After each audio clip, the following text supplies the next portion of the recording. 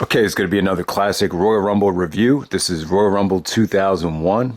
We're coming up on the 20th anniversary of the show. It's hard to believe, but yeah, probably the best pay-per-view that they've ever done in New Orleans. When you think about it, it was definitely a great show. It really kicked off 2001 with a bang. They went on a string of just some amazing pay-per-views to start the year of 2001.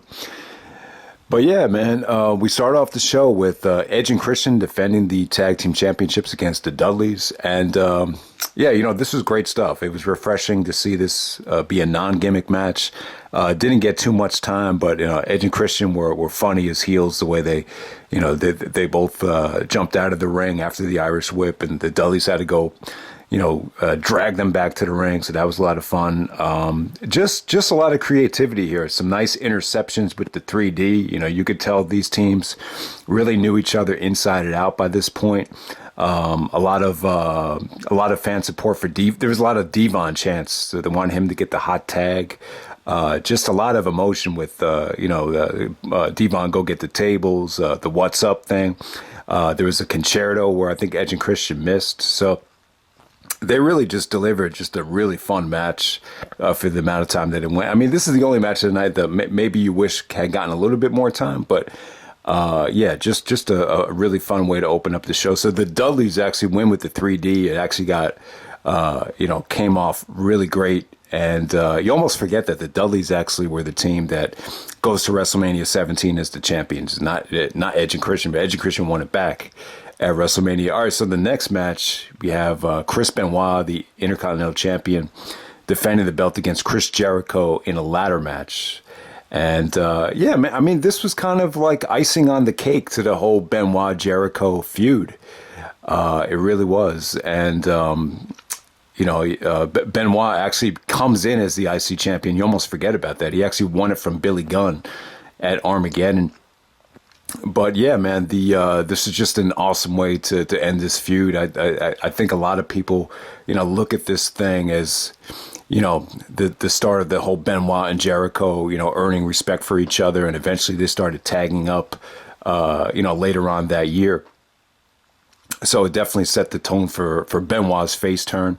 I would definitely say that. And, Benoit even talked about, he was even in character. He even told, I think it was Jonathan Coachman, he's like, I was just out of my element. But, even though he, out of his element, didn't really feel comfortable. I guess it's the first time he wrestled in a ladder match, or one of the first times. I think he might have had a ladder match with Jeff Jarrett in WCW. But I thought Benoit was great here.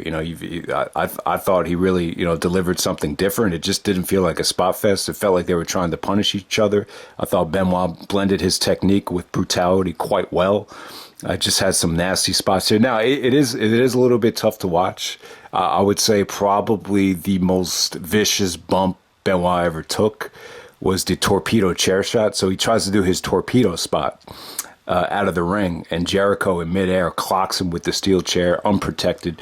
So basically, it's pretty vicious because you have the force of the steel chair going one way, and then you have Benoit's head going the opposite direction, and it's just like bam, it's like scrambled eggs right there, or scrambled brains right there. So it wasn't smart. It comes off pretty vicious, but I would just say this. I just think that's a bump you just can't take. I remember Rob Van Dam took it, but he protected himself with the hand, later on that year. But yeah, man, I just feel like the match kind of gets underrated. I mean, when I look back at some of the year-end list in PWI, and the WWE did their own, top 10 matches of the year. I don't even think it made that list, and it didn't come close in the voting with PWI. But I mean, this is definitely a top 5 match of the year. I think you could definitely argue this as being the best ladder match ever. I mean, most people would say Shawn versus Razor or some of the TLC matches, but I feel like this is really right there with it. I mean, it was just so hard hitting. Jericho took some nasty bumps too. I mean, there was an Irish whip into the ladder, which was crazy. It just did the creativity too. I mean, the modified version of the Walls of Jericho on top of the ladder, where you could actually see Benoit's chest getting stretched out. I mean, it was just really something to see. I mean, it really holds up for me. And it's ironic. It's probably the best Benoit Jericho match. Probably the best ladder match. And 2001 is such a stacked year. I don't hold it against people for leaving this match out, but this has got to be, top 5 match of a very competitive year in 2001.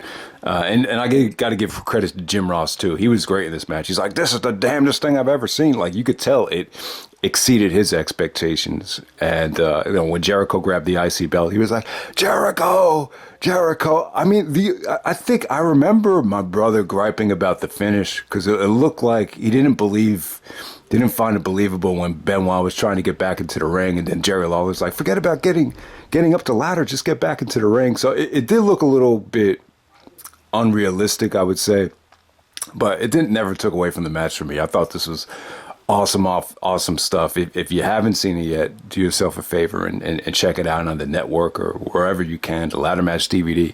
It's for my money. I feel like this is a ladder match worth seeing. It just doesn't feel like, any type of spot fest or, sometimes you see ladder matches where it just I don't know. Some of them have that feel to it where it just feels kind of weird. Like, this is maybe more of a backyard wrestling thing, but everything here just clicked and made sense and felt crisp. And, I thought Benoit was great in this match. So was Jericho. Just, amazing stuff. But let's just move on before I spend too much time on that classic right there. So, all right, probably the thing that really darkened the mood of the show was Ivory and Chyna here.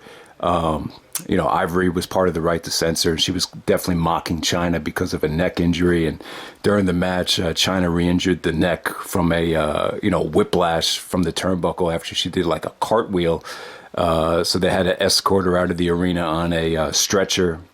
And what this did? It just really built tension to the Chyna Ivory match at WrestleMania 17, which was also kind of the weak link on that show. But, I do, when I watch this thing back, I just kind of feel bad for Chyna. I really do, with the way she was, they decided not to bring her back. It was just, because I felt like she had deserved it, based on what she did with Eddie, based on the sales of Playboy. I mean, obviously there was a market for her, but the sad thing is, I don't think, guys like me and, guys that were into the competitive side of pro wrestling, I don't think anyone lost sleep over Chyna not coming back. But, the situation with Steph and Triple H really escalated at the time. And it just came off to me like there was some miscommunication between Chyna and Triple H about what's really going on. And, ultimately when it came to looks, and I guess when it came to the business, he was going to choose Steph over Chyna. So you do kind of feel bad,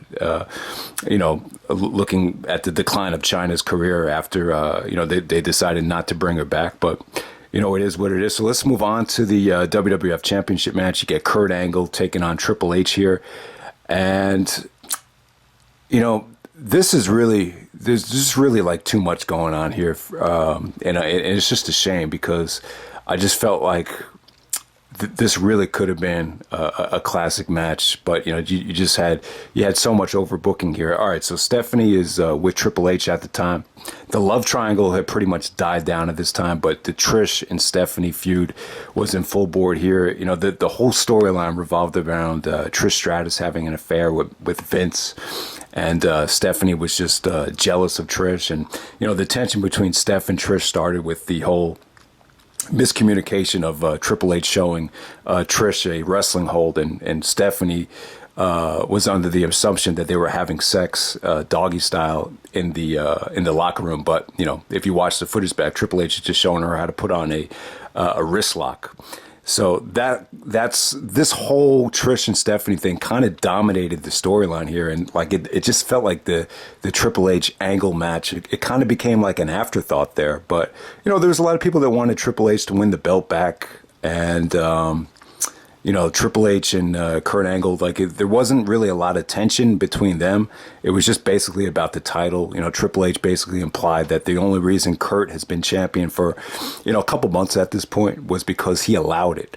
So it just, this is kind of like the start of Triple H, implementing his, power hungry streak on the company. So you have that whole thing going on there. But yeah, the halfway through the match, and the other thing is, I don't really think the Kurt and Trish thing felt natural. it felt a little bit forced to me. If you know, the last, I just did a Raw review, and in on that Raw, Kurt basically ignores Trish. So I don't see how he goes from ignoring her to thinking she's the next best thing next to a McMahon to have at ringside. It just, you know, it was just one of those things that it just didn't make a lot of sense from Kurt Angle's point of view. And he didn't seem extremely happy in the post-match interview with how everything went. So, you know, halfway through the match, Triple H has Angle in a figure four, and Trish breaks it up, and that starts a whole Stephanie and Trish, you know, kind of cat fight, and Vince has to escort both of them out of the arena. So that really, like, that went on for like 5 minutes, so it definitely took away from the match. But it's just a shame, because when you look at Angle's progression, you could definitely see Angle looked a lot better here than he did in their previous matches. And I think at this time, Triple H was definitely in his prime.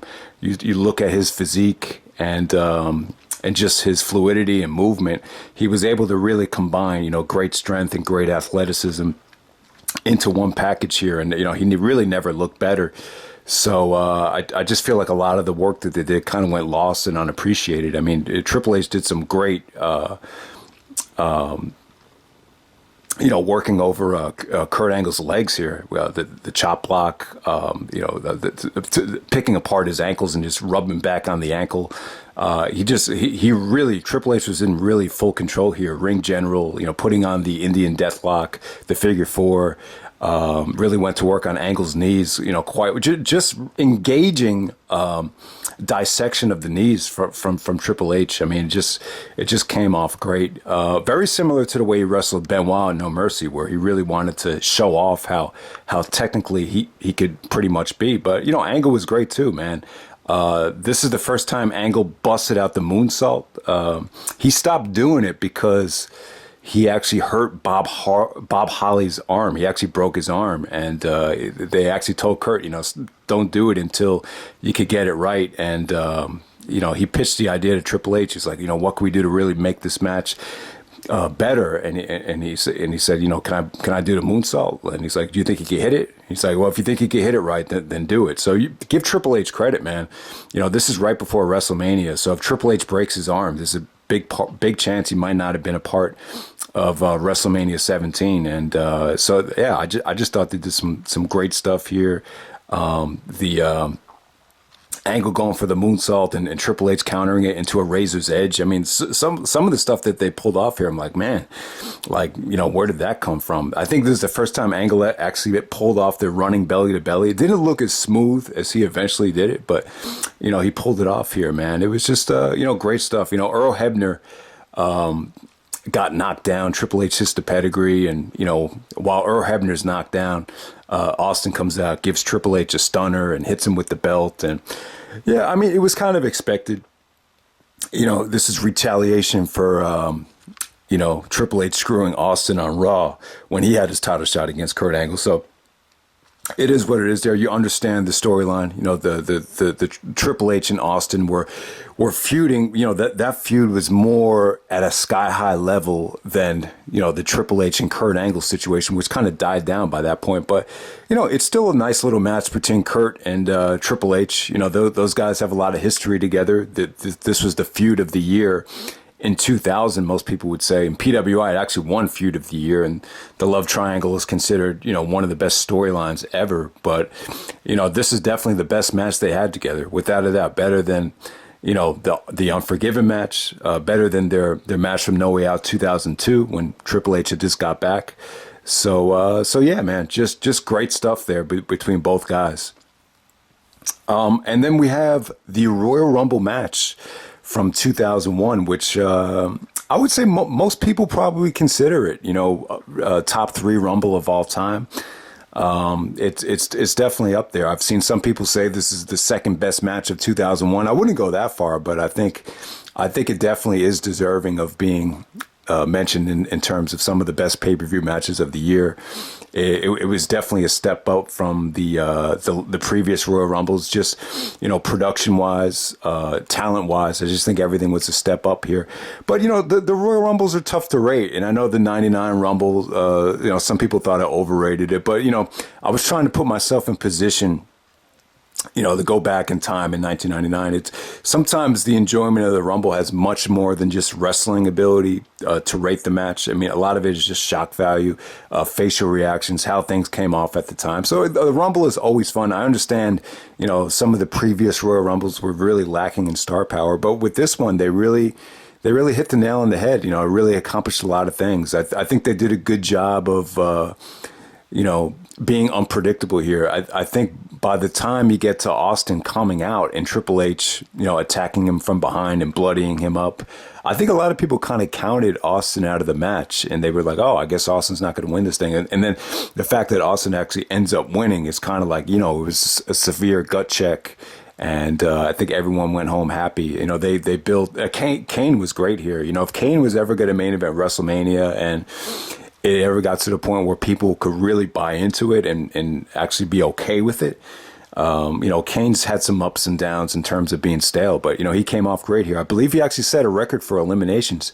I think Brock might have tied it, or maybe he beat it last year, but maybe the record still holds with Kane eliminating more guys than any other guy. So you also have Drew Carey on this show. So him and Kane did some nice comedy stuff. So Drew Carey was trying to promote his comedy All-Stars pay-per-view. So he did some behind-the-scenes segments with Trish and Vince. And by the way, this is my favorite version of Trish. I thought Trish looked amazing on this show. But, her and Stephanie, I thought that really took away from the match. But, overall, I just want to make clear, I thought that was actually a really good feud. It just sucks that it had to, really take away from such an important WWF Championship match. But you do understand it. So you have the whole thing with Drew Carey going on. The Rock. Rock actually came out pretty early. He came out like at number 13. I think he was actually eliminated by Kane. The final three were actually Kane, Rock, and Austin. Trying to think of I think Rikishi was actually number 30. Rikishi actually eliminated The Undertaker. He actually super kicks him, and then The Undertaker leaves on the bike. That was like a shocking elimination to see. Rikishi, that shows you how much stock they were trying to put into Rikishi as a heel at the time. Trying to think of what else really happened here. The Hardys really kind of, set the tone for the match. They really started out the match quite well. Kane was just dominant. Austin, once it came down to Kane and Austin, it was good stuff, man. It really was. And they even did some teasing of Rock and Austin together when they locked eyes. Austin's like all full of blood, and the crowd just went crazy as Rock and Austin got to show off their chemistry. And then, kind of the steel chair shots to Kane. It was kind of a prelude of what to expect at WrestleMania. So, yeah, man, I thought this was a great Rumble. Now, when I was thinking about the Rumble over the last couple of reviews, I was just thinking, like, man, it's really tough sometimes to make this unpredictable, because the winner of the Royal, especially back then, like the Royal Rumble winner, is supposed to go on to WrestleMania and main event. So it's really tough to just pick someone and say, we want to create a new star, have them win the Royal Rumble. It's that's more of a King of the Ring. That's why I think they should bring back King of the Ring. And I think with two champions, it's easier to do that, like they did with Sheamus and Del Rio. Obviously they're not quite ready to main event WrestleMania, but you could put him in the undercard title match. So it's a little bit easier to do with two champions. But back then, it's kind of like, it's got to be Austin, Rock, Austin. You know who's going to main event WrestleMania. It's like, how do you make it unpredictable? But, they did it. Austin wins the Rumble in 97, 98, and 2001. And, he wins it again here in 2001. And I just thought it was well booked, very well booked. Much better Rumble, much better. I just felt like the product was a lot better in 2001. I know some people think 99 was the most successful year, but I just think that's the side effect, though. I think that's the side effect. I think if wrestling is ever going to get as popular as it is in 1999, you're going to have to sacrifice some wrestling quality. I just think, the actual wrestling is not a reason why a lot of the fans started tuning in. And so that's the problem there. When you have that many fans, it's just not going to be that great of a product. So, but by 2001, when you have people like moving, I don't think 2001 overall was as successful as 99. I think maybe in the beginning it was, but I just felt like the product overall. I mean, there's a reason I started really getting hooked on the product again in 2001, and that's because it was great. The product was amazing in 2001, match quality wise, just everything. But that's the Royal Rumble 2001. Awesome show. Probably, I know some people will probably, especially the old school fans, they will put 92. It's, and I did a review of the 92 Rumble, and I just think a lot of people didn't live through that time and don't remember it quite well. That's why the review didn't get a lot of views compared to some of the other ones. But, people that lived through the 92 Rumble, that's kind of like True Slayer. He would probably say that's the 5-star Rumble. And then obviously the Benoit Rumble was great. I think you've had some other Royal Rumbles. I thought 2005 Rumble was exceptional, very underrated. But yeah, I would definitely say as a overall show though, this is like the crowning Royal Rumble show where you have, a tremendous undercard, greatest ladder match of all time, a very solid and exceptional WWF title match. And then you have an unpredictable yet very satisfying star-driven Rumble. Also forgot to talk about the Big Show. Big Show actually made his return. Rock eliminated him. But the Big Show return was pretty cool. It was pretty cool how he dominated, and then Rock just said, let's get him the fuck out of there. So it was kind of like the start of, Big Show as a player, but, you don't really want to see a main event WrestleMania. So you have that going on. But yeah, man, great Royal Rumble. That's pretty much it. And I'm out. All right.